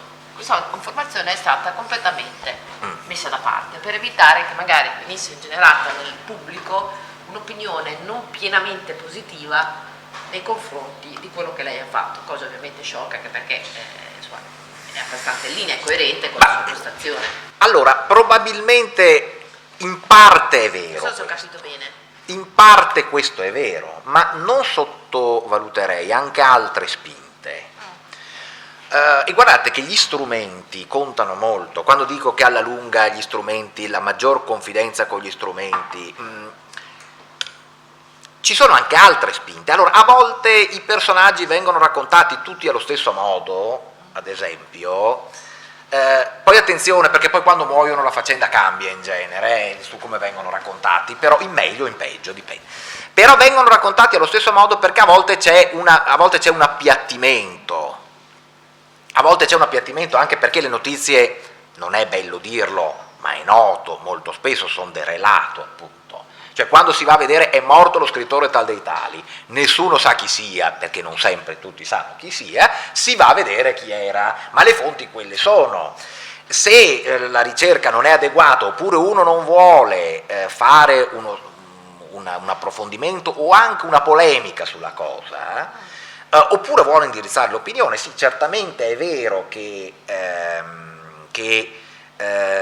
ci sono dei condizionamenti, però faccio due esempi. Uno è quello, al tempo del referendum Renzi fu detto dagli uni e dagli altri che l'informazione era tutto o contro o pro, fu detto da entrambe le parti. Renzi disse che c'era stata una campagna fortissima e offensiva per il no, la controparte disse che c'era stato un sostegno al governo in questa vicenda indebita. Non era vero, cioè è stata una delle poche volte in cui c'è stato un dibattito diffuso, molto acceso, non c'è dubbio, però un dibattito particolarmente articolato, non era vero. Certo, si può avere a volte l'impressione che certe testate non dicano niente mentre altre dicano molto di più, ma questo dipende dal tono e anche dalla governance, ma non dalla governance di potere, ma dalla governance editoriale spesso. Guardate, se volete fare una cosa divertente, andate a guardare ogni tanto la prima pagina o della rassegna stampa oppure dei siti, e lì sì vedete che non sono tutti uguali. Poi è ovvio che a volte si vuole mettere in secondo piano qualcosa.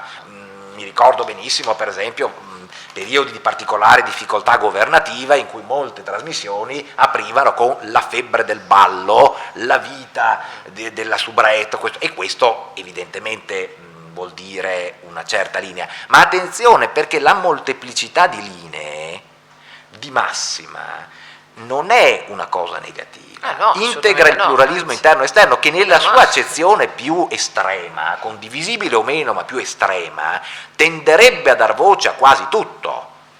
Tutto intendo dire anche cose che possono apparire particolarmente sgradevoli o particolarmente opinabili o discutibili.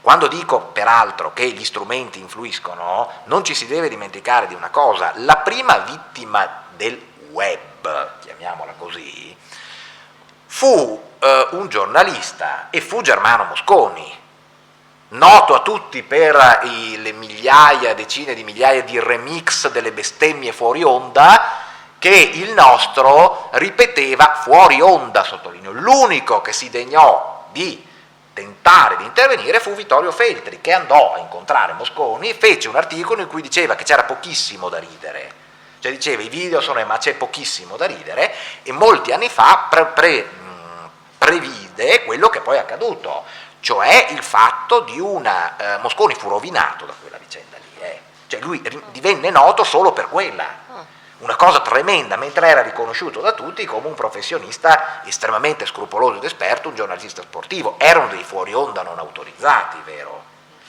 Avrebbe potuto farli rimuovere, e a un certo punto si arrese, diciamo così, perché quando lui arrivò all'idea di farla rimuovere fu anche mal consigliato, però poi internet era diventata talmente, e non è facile far rimuovere rapidamente qualcosa da internet, bisogna ricordarselo questo, mentre una rettifica o una replica su un giornale in qualche modo lo si ottiene. Benedetto Paolo Lombardi, corriamo un pochino ragazzi perché siamo già ai 50, quindi dobbiamo andare in aperitivo. Buonasera. Buonasera. Il ruolo dell'informazione è strettamente legato a ciò che il destinatario, per lo più il comune cittadino, recepisce dell'informazione stessa.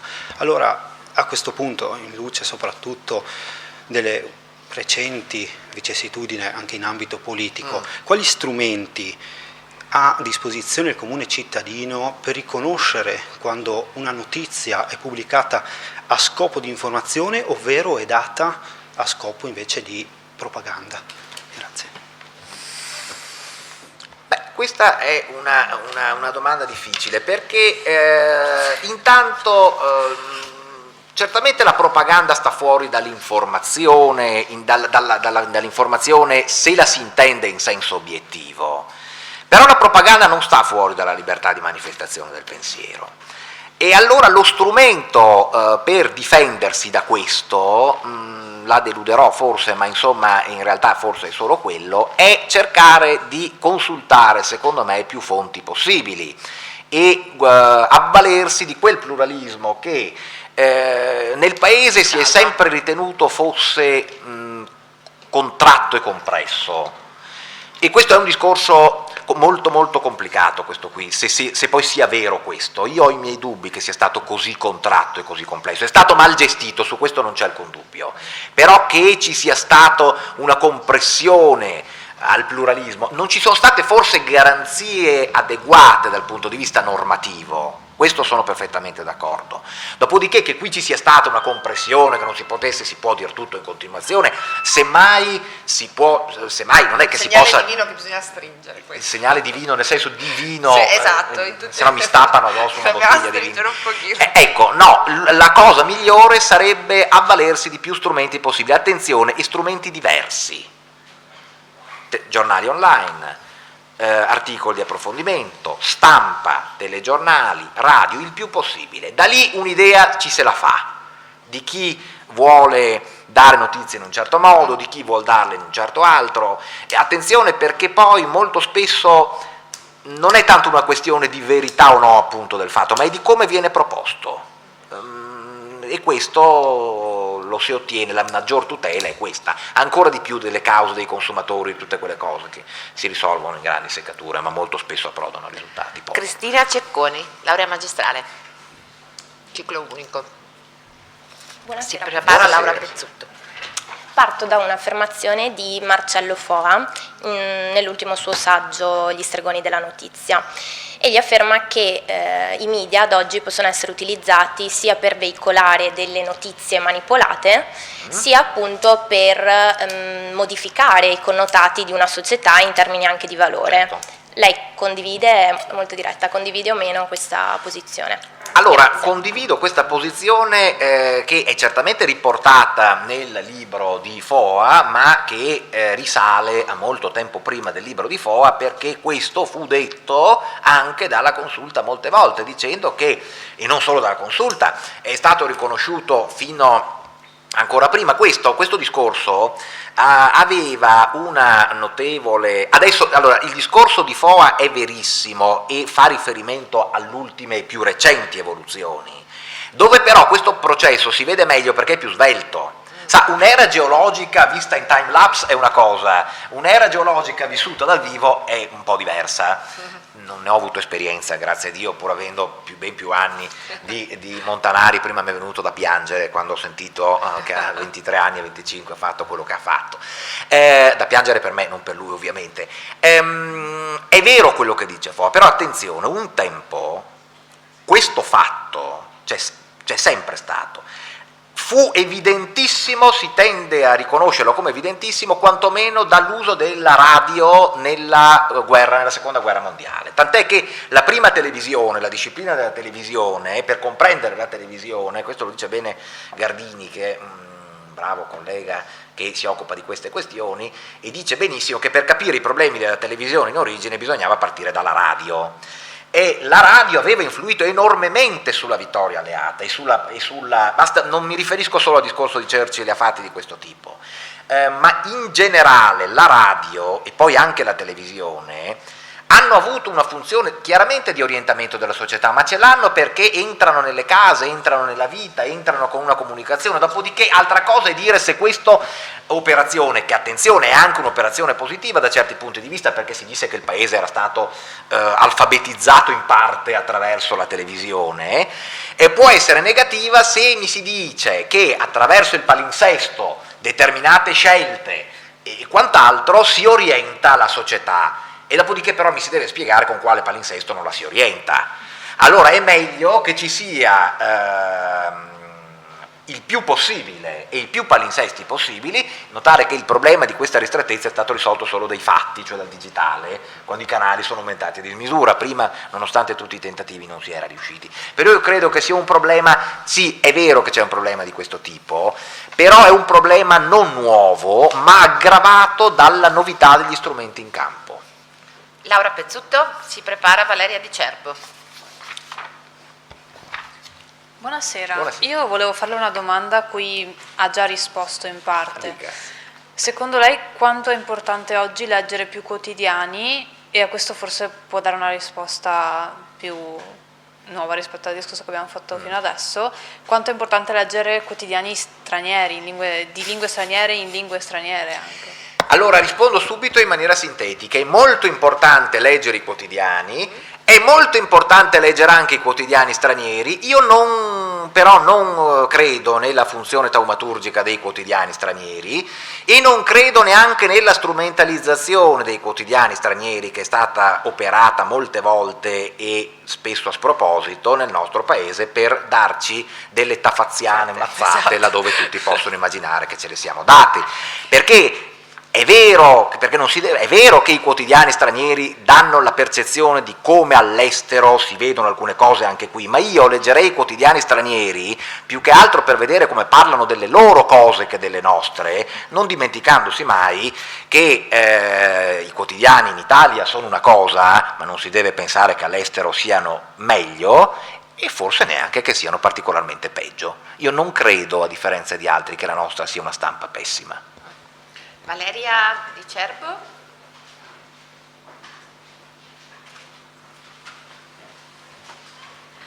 Buonasera. Buonasera.